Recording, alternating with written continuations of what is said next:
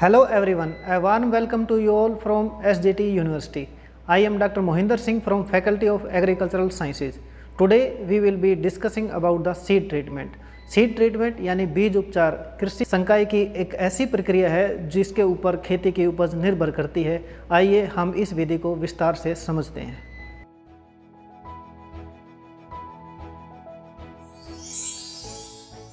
Seed treatment is the term that describes both products and the processes. Seed treatment can be done in the following type. First, seed dressing. This is the most common method of seed treatment. The seed is dressed with either a dry formulation or wet treatment with the slurry of the liquid formulation. Dressing can be applied at both the farm as well as in industries. Low-cost earthen pots can be used for mixing pesticide with seed, or the seed can be spread on polythene sheet and required quantity of chemical can be sprinkled on the seed lot and mixed mechanically by the farmer. Seed coating. A special binder is used with the formulation to enhance adherence to the seed. Coating requires advanced treatment technology by the industry. Seed pelleting. The most sophisticated seed treatment technology resulting in change in physical shape of the seed to enhance palatability and handling. Pelleting requires specialized application machinery and techniques and is of the most expensive application.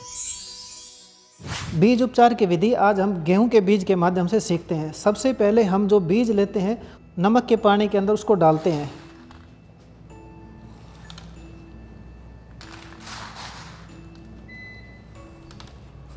इस नमक के पानी के अंदर आप अपने किसी भी बीज को 8 से 10 मिनट के लिए रखते हैं। ऊपर कुछ बीज ऊपर आ जाते हैं, ये वो बीज होते हैं जो जर्मिनेट नहीं करते। बीज लेपन की सबसे पहली प्रक्रिया में हमें इन बीजों को अलग करना होता है ताकि हमारे खेत में प्लांट पॉपुलेशन पूरी आ सके। इन बीजों को निकालने के पश्चात 15 मिनट के बाद हमें इन बीज को निकाल कर सूखे में रखना होता है ताकि इसके ऊपर की जो नमी है वो हट जाए।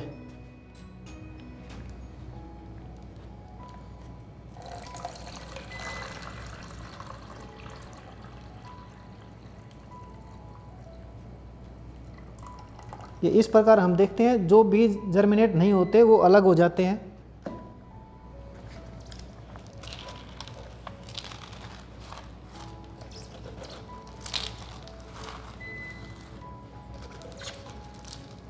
अब बीजों को इस तरह आप फैला दें किसी जूट की बोरी के ऊपर, छायादार जगह में। वो पेड़ की छाया भी हो सकती है या किसी मकान के अंदर भी, और इसके ऊपर अगर हवा का प्रावधान हो तो और भी अच्छा है ताकि नमी, इसके ऊपर लगी हुई नमी जल्दी सूख जाए। अब आती है बीज को ट्रीट करने की बारी। बीज को हम फंजीसाइड से, इंसेक्टिसाइड से या राइजोबियम कल्चर से ट्रीट कर सकते हैं। अब किसानों के लिए सबसे बड़ी दिक्कत यह है कि बीज को उपचार किया किस तरीके से जाए। पहले किस दवा का प्रयोग किया जाता है, दोबारा किसका प्रयोग होगा और तीसरा किसका प्रयोग होगा। इसको समझने के लिए एक साधारण सी प्रक्रिया है। अंग्रेजी का अक्षर FIR। FIR का मतलब F से फंजीसाइड, I से इंसेक्टिसाइड और R से राइजोबियम कल्चर। हमने ये तीनों घोल इस तरह F fungicide, I insecticide, R rhizobium culture. ये हमने फंजीसाइड ली है, इंसेक्टिसाइड ली है, ये राइजोबियम कल्चर। आप उनको इस तरह रख लें। उसके बाद बीज के अनुसार जो बाजरे की और गेहूं की या राइस के अंदर आती है तो उसके अंदर फंजीसाइड जो प्रयोग होती है वो कार्बनिज्म होती है 2 ग्राम प्रति किलो के हिसाब से। अब हम इसके अंदर से 2 ग्राम प्रति किलो के हिसाब से हमने पहले से घोल बनाया हुआ है फंजीसाइड का, तो आप इस फंजीसाइड को अपने हाथ पे ले या और इस बीज के ऊपर छिड़क दें। और इस प्रक्रिया को आप इसको लेपन करते चले जाएं। अच्छी तरह से लेपन करने के बाद फिर इस बीज को हम किसी फिर छायादार जगह पर रख देते हैं ताकि इसके ऊपर से फालतू नमी है वो सूख जाए। इसके बाद इस प्रक्रिया का दूसरा हिस्सा आता है FIR, यानी F हमने कर दिया फंजीसाइड का लेपन, और ये हमें लेपन अच्छी तरीके से करना है क्योंकि जितनी फंगस से जो रोग आती हैं वो लगभग 90% इसी से कंट्रोल हो जाती हैं। जिन फंजीसाइड को कंट्रोल करने के लिए खेत में हमें हज़ारों रुपए खर्च करने पड़ते हैं, वो सीड ट्रीटमेंट के द्वारा, बीज लेपन के द्वारा को कंट्रोल किया जा सकता है। दूसरा है इंसेक्टिसाइड। इंसेक्टिसाइड इसमें हमने क्लोरोपाइरीफोस ली है, वो भी 2 ml पर लीटर यानी 40 किलो बीज 1 एकड़ में लगता है, तो हमें 80 ml इंसेक्टिसाइड लेनी है, उसका लेपन करना है। अब जो 80 ml हम लेंगे उसको हमने पानी में घोल में मिलाकर सेम फंजीसाइड की तरह इसके ऊपर डालना है और इसको फिर से हमें ऐसे अच्छी तरीके से मल देना है। ऐसा करने के बाद फिर इसको दोबारा किसी छायादार जगह में डालना है ताकि इसके ऊपर से लगी हुई नमी हट जाए।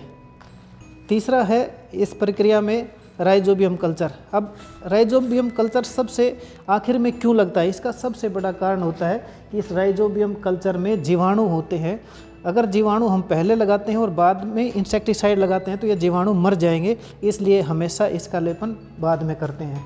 ये हमने गुड़ का लगा हुआ पानी हमने लिया है जिसके अंदर हमने राइजोबियम कल्चर डाल के रखा है।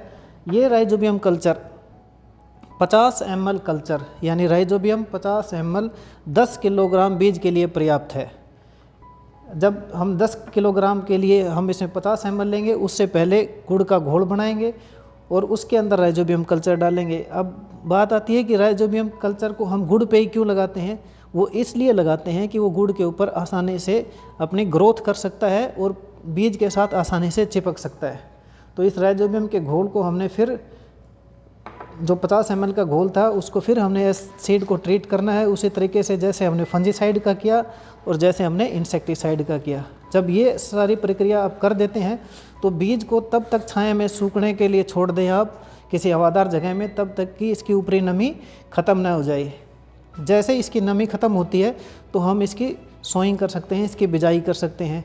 जब तक इस बीज के अंदर नमी बनी रहती है तब तक इसकी बिजाई अच्छी तरीके से नहीं की जा सकती। यानी जो सीड ट्रीटमेंट किया हुआ बीज होता है उसमें जर्मिनेशन % सबसे ज़्यादा होती है।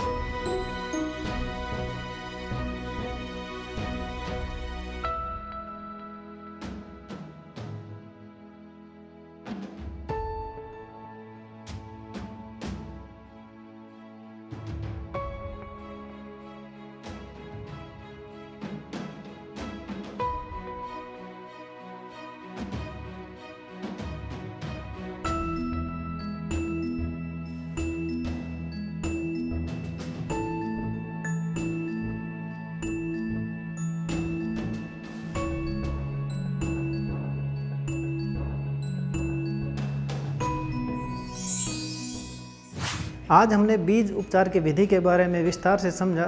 बीज उपचार करते वक्त हमेशा ध्यान रहे कि अपने हाथों में ग्लव्स दस्ताने ज़रूर पहन कर रखें, क्योंकि यह त्वचा के साथ इंसेक्टिसाइड या फंजीसाइड जाकर आपको हानि पहुंचा सकता है।